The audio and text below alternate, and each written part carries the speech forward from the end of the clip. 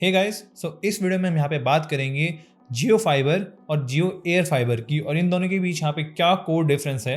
और अगर आप यहाँ पे कंफ्यूज हो इन दोनों में कि कौन सा लगवाऊं कौन सा नहीं लगवाऊं, so this video is for you. और आप लोगों को ना एक चीज बतानी है, मेजॉरिटी ऑफ द लोग हम लोगों को सब्सक्राइब नहीं करते। तो अगर आप ये लोग वीडियो देख रहे हो और आपको पसंद आई तो प्लीज़ सब्सक्राइब कर दो।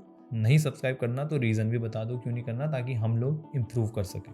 Okay, now back to the video. तो यहाँ पे जो जियो फाइबर है वो यहाँ पे क्लासिक ब्रॉडबैंड जो टेक्नोलॉजी होती है, सेम वही टेक्नोलॉजी है।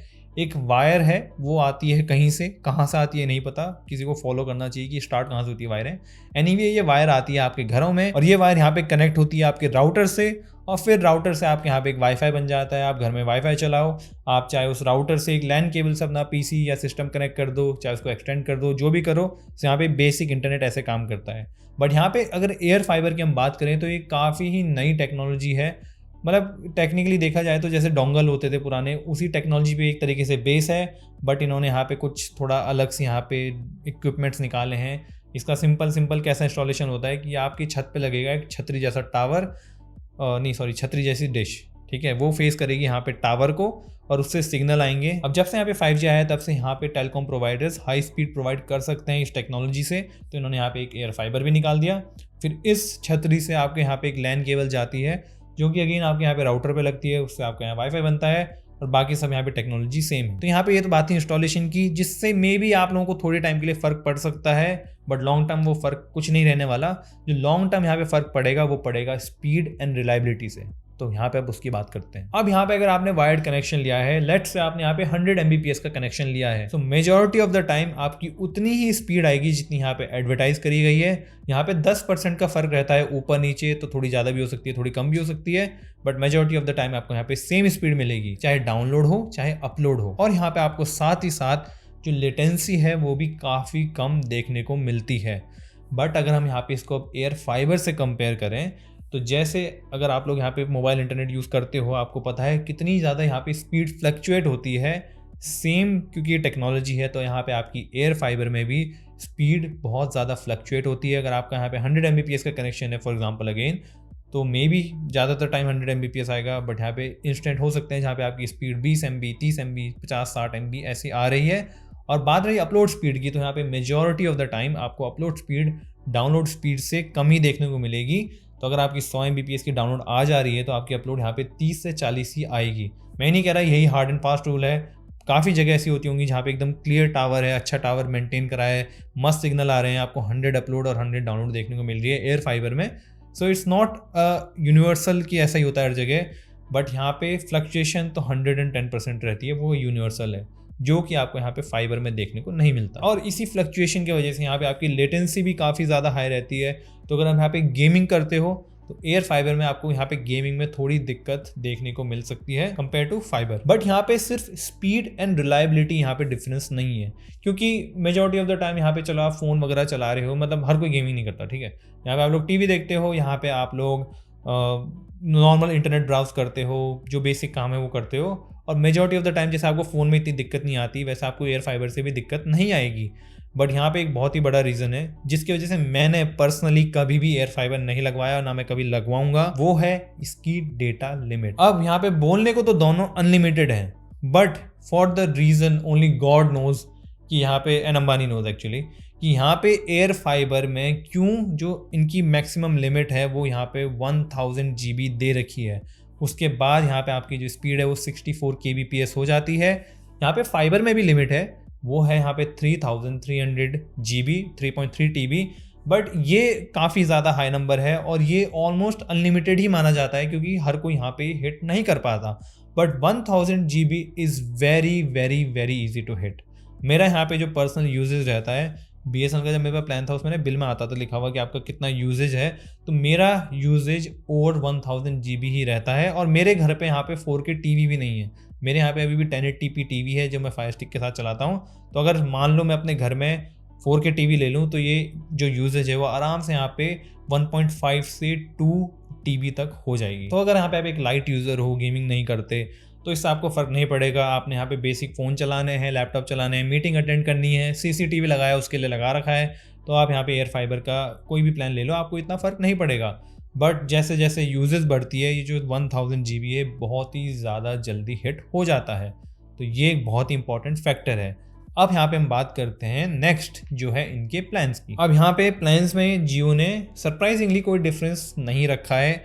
जो आपको यहाँ पे प्लान एयर फाइबर में देखने को मिलेगा वही प्लान आपको यहाँ पे नॉर्मल फाइबर में भी देखने को मिल जाएगा with same amount of OTT जो आपको यहाँ पे एयर फाइबर में मिल रही है।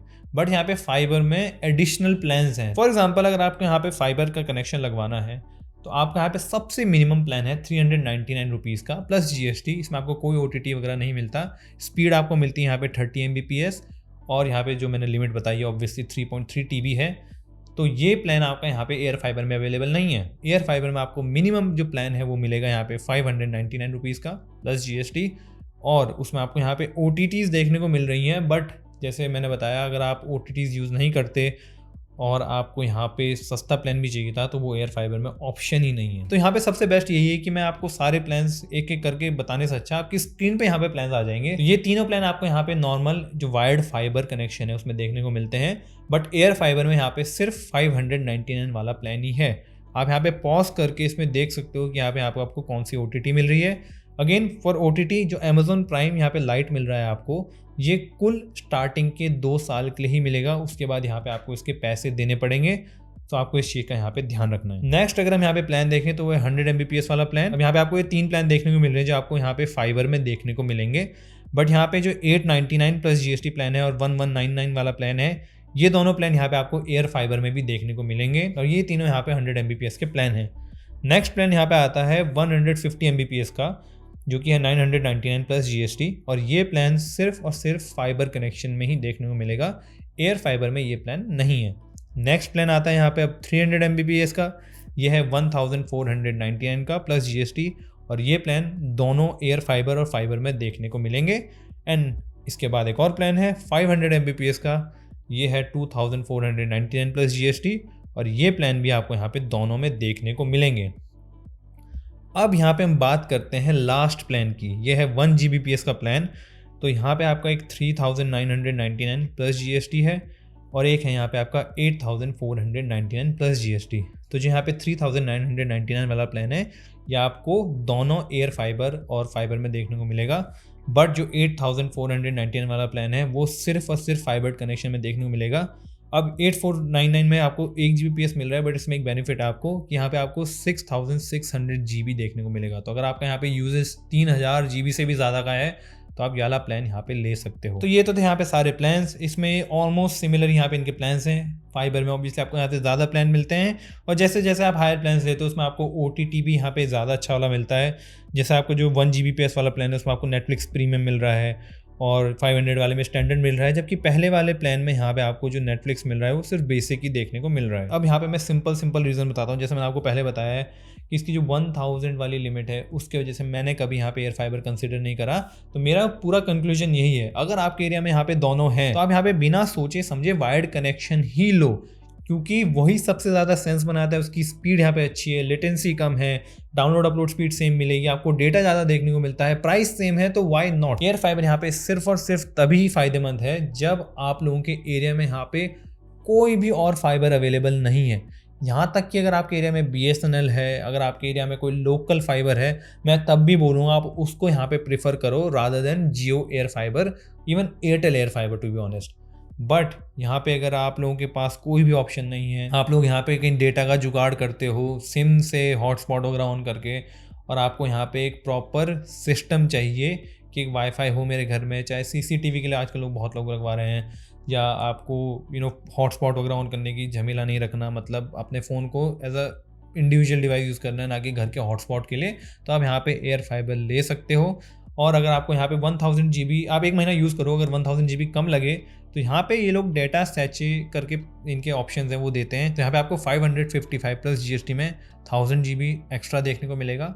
और अगर आपका यहाँ पे 2000 GB से भी काम नहीं चलता तो आप यहाँ पे 1555 प्लस GST में 3000 GB यहाँ पे एक्स्ट्रा ले सकते हो। टोटल आपको यहाँ पे 4000 GB मिल जाएगा अपने एयर फाइबर में, जो कि मेरे ख्याल से मोर देन एनफ है। तो पैसों की कोई दिक्कत नहीं है, कोई और ऑप्शन नहीं है, एयर फाइबर लगवा रहे हो, डेटा की भी कोई चिंता नहीं चाहिए, तो आप ये दोनों ऑप्शन कंबाइन करके अपना यहाँ पे प्लान यूज़ कर सकते हो। And before finishing the video मैं यहाँ पे आपको एक नोट वार्निंग कुछ भी समझ लो, आप अगर यहाँ पे इनकी वेबसाइट पे जाते हो, जियो की वेबसाइट पे या इवन एयरटेल की वेबसाइट पे, टू बी ऑनेस्ट, आप वहाँ पे आप कनेक्शन के लिए अप्लाई करना, आपको वेंडर फ़ोन करके ना बहुत ही अलग ही लैंग्वेज में बात करेगा। वो आपको ऐसे बोलेगा कि अरे आपका तो अनलिमिटेड है, अरे फाइबर ही है ये तो।